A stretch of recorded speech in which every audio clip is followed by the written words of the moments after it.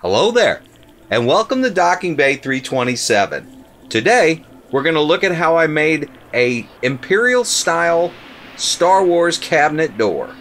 For my cabinet right down here, it's needed a covering for a very long time, so since the beginning. I finally completed it and got it installed. It's fairly simple, should have taken less time than it actually did, but life happens.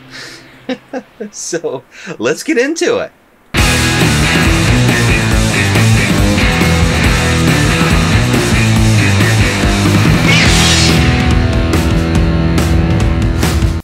For this build, I went old school and got my inspiration from the Death Star panels in A New Hope. I then drew out the design in Adobe Illustrator to match my cabinet door dimensions. I just happened to have a clean piece of 1/4 inch MDF that was the perfect size for this project. I also used this leftover piece of 1/2 inch MDF for the frame. The hinges I'm going to use are similar to several other areas in my room, so I kept this template for an easier install.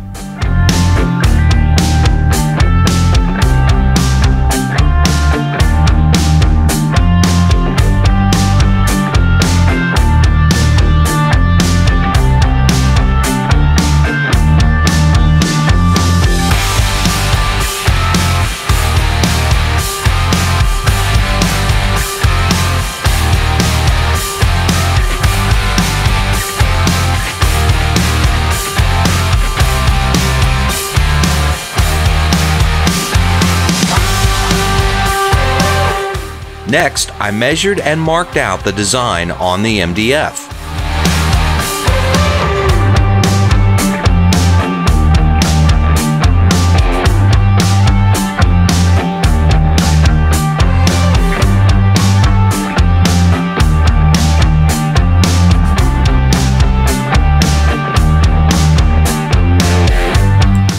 I came up with this method of scoring all the lines with a razor knife so I would have a guide for the pinstripe tape after it was painted, and as you can see here, even with a coat of primer and paint, the marks are still visible and will allow me to get nice straight lines with the tape later on.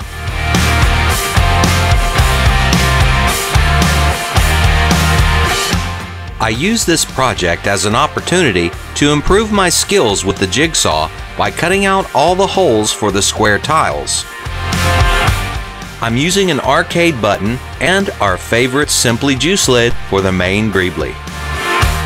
This design needs a lot of square tiles, and since I used up all of my stash from the smuggler's room, I decided to make some out of a clear acrylic sheet. I then painted the backside of each one white.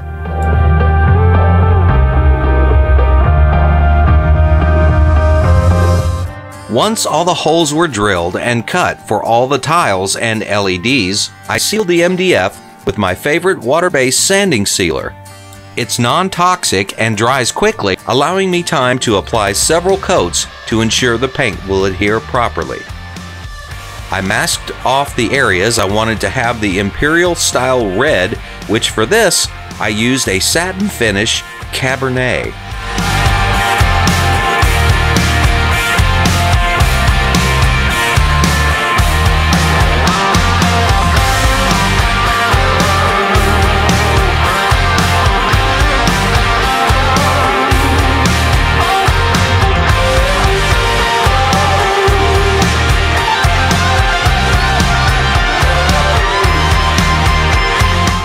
So here's where things go a little sideways on this paint job. If you saw my post on Facebook, you know what I'm talking about. For some reason, the paint started to raise off of the black gloss underneath, but only in 2 spots and very small spots. So as you'll see here, I used a heat gun to dry it because it was still curing when I noticed it. I used some very fine sandpaper to try and buff it down, which I did. And I came back and painted it again, and the same result. So I know there's several reasons why this could have happened.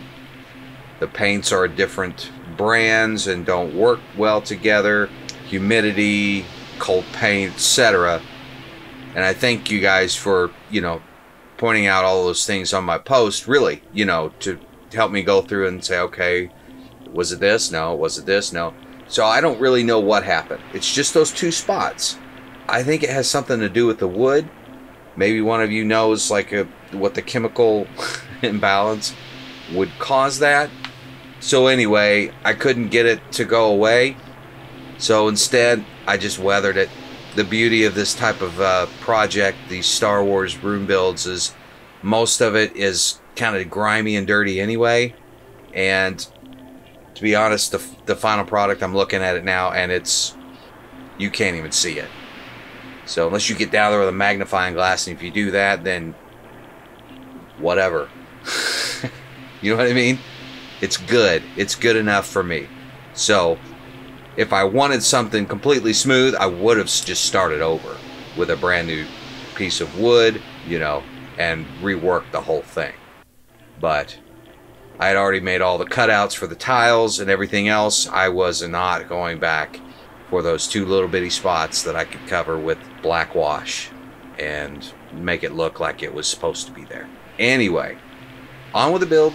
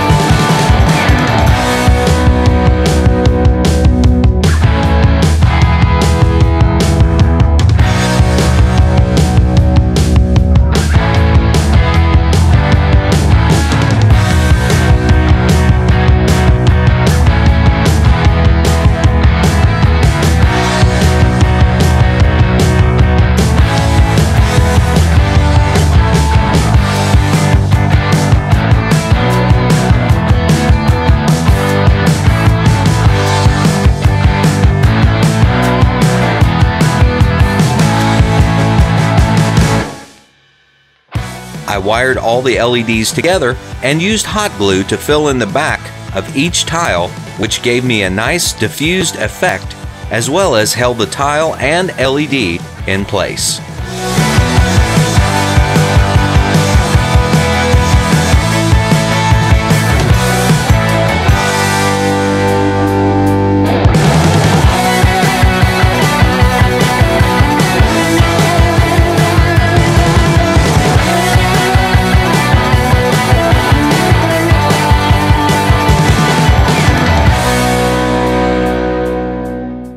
So I wanted to show you guys a little bit of the functionality. First of all, is this awesome rocker switch down here from Whitey's Wicked Workshop. Thanks, Dave. I love this thing. The feel of it, it actually works. And of course it looks great as well. But I have it all wired to this switch. So turn it off at night along with everything else in here. About a 30-minute routine nowadays, but yeah, like I said, it just really feels solid and it's very satisfying. I can't really explain it, but anyway, that's that. And then of course it's on hinges so that I can still get to all the junk behind it. Now I haven't cleaned this out, so it's going to be really messy, so I probably won't show you all of that, but it's on a couple of small release, soft release hinges.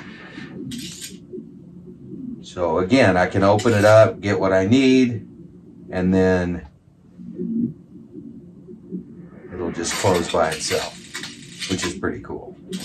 So they were fairly cheap, $8 for a pair, I think. I'll put the description and the link below. But anyway, just wanted to show you all some of the functionality of this door, and it looks great. Very Imperial-esque.